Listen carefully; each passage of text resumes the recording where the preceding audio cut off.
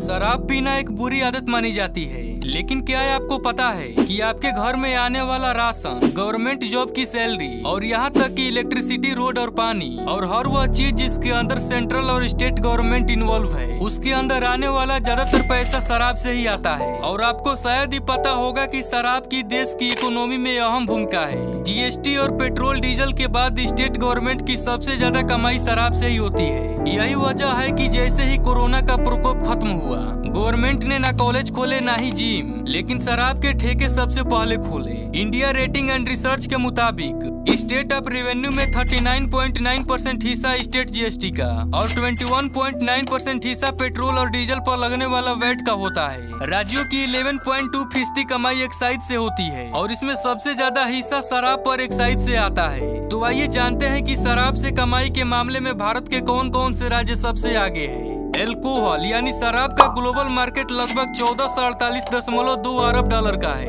और यह आंकड़ा 2022 से 2028 के बीच इसमें सालाना 10.3% बढ़ने का अनुमान है, जो कि 2025 तक यह 1976 अरब डॉलर तक पहुंच सकता है। और सबसे मजेदार बात यह है कि एल्कोहल का मार्केट इंडिया में सबसे तेजी से बढ़ रहा है, जो भारत में अभी के टाइम पर 52.5 अरब डॉलर का है। और सरकारी आंकड़ों के मुताबिक पिछले कुछ सालों में देश में शराब का प्रोडक्शन 25% बढ़ा है और यह इंडस्ट्री लगभग 15 लाख लोगों को रोजगार भी देती है। एल्कोहल इंडस्ट्री के अनुसार 2005 में भारत में 21 करोड़ लोग शराब पीते थे और आपको जानकर हैरानी होगी कि 2019 के आंकड़े के अनुसार यह संख्या 29 करोड़ पहुंच गई है, जिससे अगर एवरेज इंडियन की बात करें तो एक आदमी एक साल में 5.7 लीटर एल्कोहल का सेवन करता है। और अगर बात करें पिछले साल की टोटल शराब से हुई रेवेन्यू की, तो वह लगभग 1,75,000 करोड़ रुपए का था। एक सर्वे के अनुसार 33% मेल और 25% फीमेल ने कभी न कभी अपनी लाइफ में एल्कोहल का स्वाद लिया है। तो चलिए अब जानते हैं मेन टॉपिक पर कि सरकार आखिर शराब के ठेके सबसे पहले क्यों खोलती है। तो जैसे कि मैंने आपको बताया कि एल्कोहल स्टेट गवर्नमेंट की तीसरा सबसे बड़ा रेवेन्यू सोर्स है, जिसमें राज्य सरकार सबसे ज्यादा जीएसटी से रेवेन्यू कलेक्ट करता है या फिर पेट्रोल से कुछ मनी आ जाता है। और तीसरा अगर इनके साथ जो खड़ा है तो वो है शराब।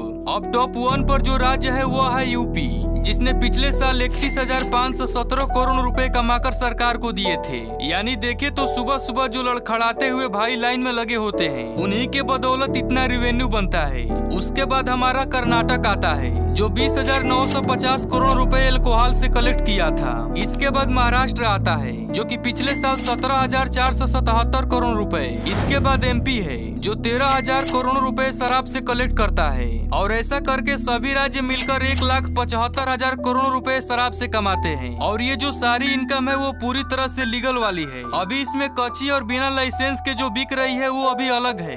अब जितने भी छोटे राज्य हैं जिनमें इनकम के बहुत ही कम सोर्स हैं, जैसे कि मिजोरम में जितना स्टेट रेवेन्यू है उसका 58% हिस्सा शराब से आता है। अब यही हाल पांडिचेरी में है 55% और मेघालय में ये है 47% और लास्ट तेलंगाना में ये है 31%। अब यहाँ पर कई लोग सोच रहे होंगे कि सबसे ज्यादा कमाने वाला राज्य तो हमने जान लिया, लेकिन कौन सा राज्य सबसे कम एल्कोहल से अर्निंग करता है। तो दोस्तों ऐसे में देखे तो सबसे कम रेवेन्यू आती है बिहार से, क्योंकि वहाँ तो शराब बेचने पर पूरी तरह से प्रतिबंध है। अब जो होता होगा वो 2 नंबर में ही होता होगा। उसके बाद गुजरात में 0.20%, अगला है मणिपुर जिसमें कि 7%, असम में 8% और गोवा में 9% है। और आप यह शायद ही जानते होंगे कि बिहार में जब से एल्कोहल बैन हुआ था, उसी साल से बिहार सरकार को 3500 करोड़ रुपए का सालाना नुकसान होता है। तो दोस्तों उम्मीद है यह छोटी सी जानकारी आपको काफी पसंद आई होगी। मिलते हैं कैसी ही इंटरेस्टिंग वीडियो के साथ, तब तक के लिए जय हिंद जय भारत।